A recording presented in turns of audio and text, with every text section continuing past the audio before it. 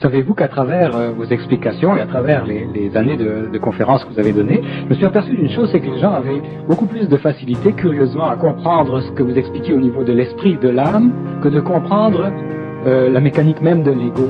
La question revient toujours, mais l'ego, c'est quoi? L'ego, c'est ce qui vibre lorsque l'énergie passe à travers le mental et utilise l'émotion. L'énergie, elle descend, elle passe par le mental, les pensées, et elle passe à travers le plan astral, et elle fait vibrer dans le mental de l'émotion. De l'ego, c'est une sorte de reconnaissance, c'est une réflexion. De l'ego, c'est une partie de soi qui est dense. De l'ego, c'est une partie de soi qui souffre. De l'ego, c'est une partie de soi qui a besoin d'être libre, mais qui ne l'est pas. De l'ego, c'est une partie de soi qui est extrêmement fragile. De l'ego, c'est une partie de soi qui ne peut pas comprendre ce que veut dire être libre. De l'ego, c'est une partie de soi qui a besoin de sentir le libre arbitre pour valoriser sa conscience. De l'ego, c'est une partie de soi qui n'est pas capable ou qui sent difficile la fusion. De l'ego, c'est cette partie de soi qui sent difficile l'unicité. Mais, dans un même temps, de l'ego spirituel, c'est cette partie de soi qui veut être unie. Et dans un même temps, de l'ego, c'est cette partie de soi qui a peur d'être unie. Parce que lorsque l'homme vit l'unité, la fusion, il se produit quoi? Il se produit une transparence de l'ego, c'est-à-dire que l'ego, dans le sens qu'il est une manifestation de la personnalité, devient simplement une lentille qui devient l'expression de ce que nous appelons la personne, c'est-à-dire le lien entre la lumière et l'ego sur le plan mental. Bernard de Montréal, merci infiniment. Bonjour ou bonsoir à tous et à toutes. La lecture du moment est un extrait du livre Par-delà le mental de Bernard de Montréal, chapitre 14, intitulé L'ego. L'ego peut être qualifié de sommation de toutes les attitudes psychologiques qui entravent son expérience multidimensionnelle. Il se nourrit d'impressions servant au développement de la personnalité inconsciente et qui l'affaiblissent ou la renforcent selon le statut évolutif de l'âme dont il capte l'énergie psychique. Il est contaminé de pensées infiltrées astralement à partir du plan de l'âme dans un mouvement descendant depuis les circuits du mental. La mémoire de l'âme infuse la personnalité de courants d'énergie qui la confine à une expression diminuée du mental créatif et prive le moi de l'éveil à un contact conscient de la pensée avec des sources d'intelligence dont le rôle est de forger l'unité de l'ego, de l'âme et de l'esprit afin de mettre un terme au cycle de l'incarnation. L'ego inconscient ne participe pas à la réelle nature de sa conscience. Il exprime une conscience de soi réduite, qui se voit sacrifiée aux opérations mécaniques de la conscience subjective qui façonne la personnalité. La personnalité est l'accumulation totale d'impressions marquant l'expérience égoïque. Elle confronte le moi à de fausses prémices, portant sur la réalité de son expérience et le refoule vers un état d'esprit ne lui permettant pas de porter assistance consciemment à l'union de l'ego, de l'âme et de l'esprit. L'ego ne peut facilement entrevoir la nature occulte de la réalité du moi, puis encore moins celle de son lien causal ou du principe de son moi supérieur. Parce que sa conscience est voilée, l'ego opère à travers une mémoire stéréotypée qui réprime la personne ou le moi réel au profit de sa personnalité ou identité fictive maintenue par le processus réfléchi de l'ego. La conscience est née des couches internes de la réalité du moi. Elle amoindrit les impressions réflectives de l'ego selon des proportions relatives à sa réalisation objective au cours de l'expérience de la vie. Elle n'est guère de nature égocentrique, mais plutôt fluide, pouvant participer au processus créatif issu des plans mentaux qui sécurisent le lien entre l'esprit ou source de la pensée, l'âme ou le système mémoriel et le niveau intellectuel où divers degrés de réflexion sont vécus par l'ego. La conscience est un état d'être qui s'accroît proportionnellement à la non-interférence de l'ego avec la pulsation créative du mental supérieur ou du plan mental d'où elle puise les plus hautes vibrations de la pensée. Lorsque l'ego porte une réflexion subjective sur sa réalité interne, il perd l'avantage d'une compréhension de la mécanique de la conscience et devient de plus en plus isolé de son moi intérieur. Une dichotomie se crée dans la conscience à travers des habitudes de pensée et, par conséquent, leurs actions. Alors que l'ego épouse les contours d'une conscience correspondant peu à la réalité du moi, il ne peut être imprégné d'une résonance mentale supérieure pouvant accroître le niveau d'éveil et permettre que la radiation de formes créatives de la pensée puisse élever le moi et libérer l'ego de la réflexion subjective qui brouille son état mental. L'ego est une résultante du lien moi-âme. Lorsque le moi supérieur est adjoint au lien par la compréhension des lois de la conscience, une puissance créative émane alors de l'être entier, entamant son rôle dans l'évolution de l'homme et de son monde. Jusqu'à ce que le moi ait vu au travers des habitudes égocentriques qui minent sa réalité, l'ego ne peut accéder à l'état d'esprit nécessaire à la pleine compréhension de la vie et à l'acquisition d'une paix d'esprit permanente, le parfait équilibre entre l'énergie émotionnelle et mentale qui compose la réalité d'une personne. La personnalité masque le moi et les illusions de l'ego. Alors que le moi s'éveille, la personnalité cède de plus en plus de place au développement de la personne, actualisée par un ego transparent et un moi plus actif. Avec le développement d'une conscience supramentale, la véritable personne commence à transparaître. Une tendance plus permanente dans le processus de croissance de l'être entier se fait sentir, soulageant l'ego des gymnastiques du passé et lui permettant d'acquérir enfin de plus en plus de certitude envers le nouvel état d'esprit qui évolue à travers une conscience élevée des illusions ayant constitué son image miroir. La personnalité est l'image que requiert l'ego dans le monde lorsqu'il traite avec des ennemis ou amis. Il s'agit d'une fausse assurance à laquelle l'ego confie sa sécurité, puisqu'elle est constituée des reflets égocentriques de l'intellect qui aident à entretenir l'image qui se fait de soi. La psyché est façonnée à un degré avancé par son lien avec le plan astral. En raison de notre ignorance des lois astrales puis de leurs imperfections, nous sommes victimes dans la recherche de notre réelle identité. Par le cours infini de la désinformation subtile et moins subtile qui assaillit notre mental, les entités jouissent de notre défaut de connaissance de soi et maintiennent un pouvoir non apparent mais affligeant sur nos psychés.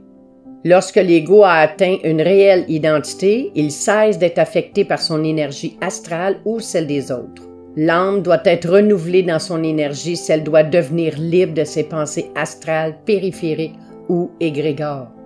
Ceci n'a lieu que lorsque les habitudes égocentriques de la pensée, formées au cours de la phase inconsciente du développement du mental, ont été complètement éliminées. L'ego fait usage de la mémoire pour soutenir son illusion de la compréhension de sa réalité expérientielle, laissant le moi impuissant de par son isolement de sa source. Un mur d'opinion égocentrique rend l'accès à la réalité du mental impossible. Le moi, en substance, est le centre de l'âme. Il est le centre même de son énergie, l'essence dont nous sommes faits. Lorsque l'âme se voit appesantie de trop de mémoire obstructive et inutile, le moi est incapable de canaliser les forces émanant de sphères supérieures qui tentent l'union avec lui afin que l'ego reçoive l'impulsion créative nécessaire à l'accomplissement d'un destin conscient. La conscience peut être qualifiée de moi psychique lorsqu'elle a délaissé l'égocentricité qui filtre les courants subtils de la pensée, se déversant depuis les plans psychiques.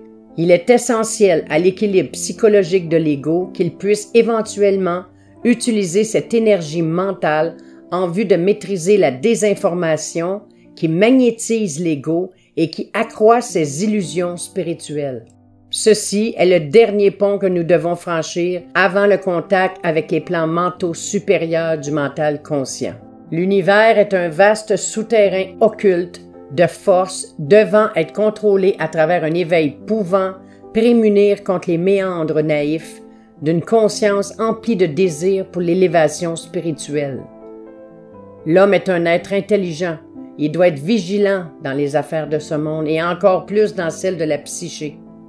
Les forces à l'œuvre sur les plans psychiques doivent être maîtrisées.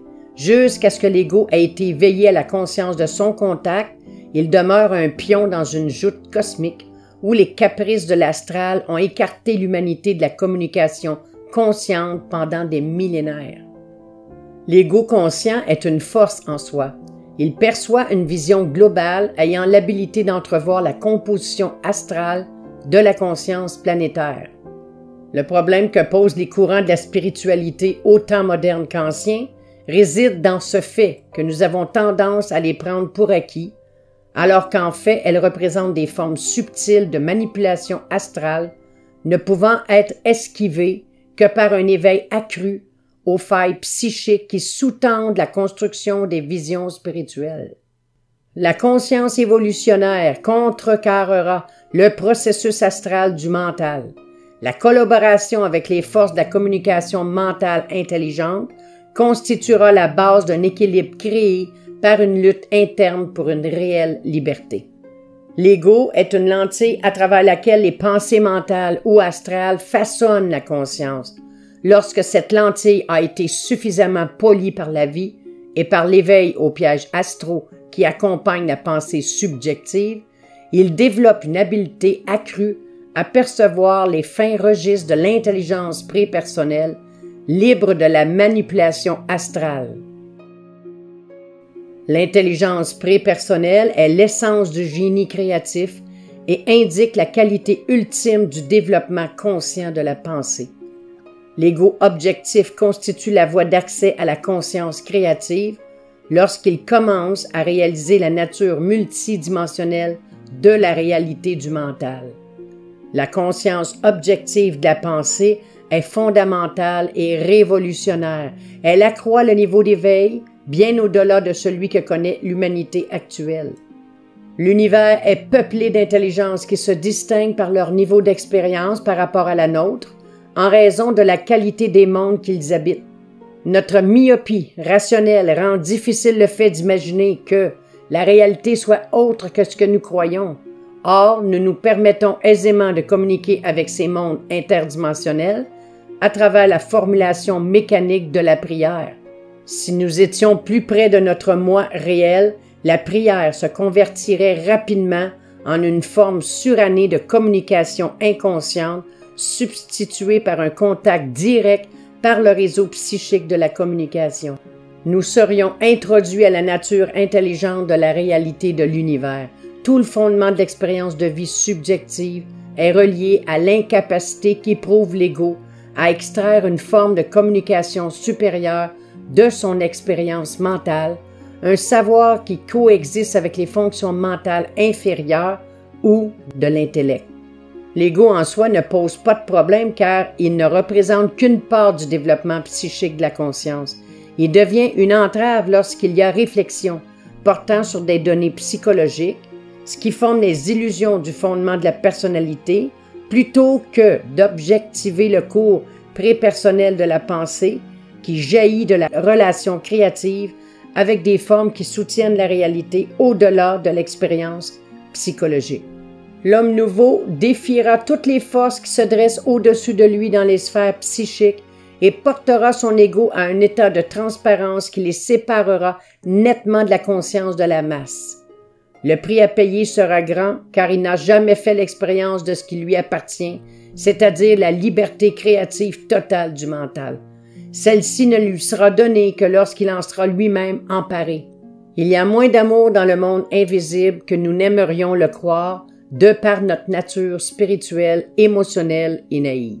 Nous ne pouvons imaginer à quel point la réalité est fondée sur le pouvoir et la conscience humaine est loin d'en comprendre les lois.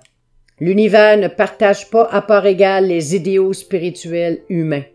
Les forces psychiques qui sous-tendent l'activité mentale humaine sont beaucoup plus astrales que nous n'avons été amenés à croire et le rôle futur de l'humanité dans l'évolution du mental sera de restaurer son ordre naturel. Ceci requerra un degré minimal d'intelligence objective créative qui ne peut être obtenu que par la dissolution du lien émotif avec la spiritualité. jusqu'à ce que la spiritualité a été libérée de l'émotion et comprise intelligemment, elle demeurera le plus puissant outil astral sur Terre. Le regain du plein contrôle de la pensée consciente et de la liberté créative implique que soient rompus les liens entre le plan de la mort et le moi réel. La réalité humaine ne peut être divisée indéfiniment. Si nous devons accéder à notre partenariat créatif avec des plans d'énergie qui constituent notre entière réalité, à titre d'être évolutionnaire, nous ne pouvons renier un savoir appartenant à une ère nouvelle.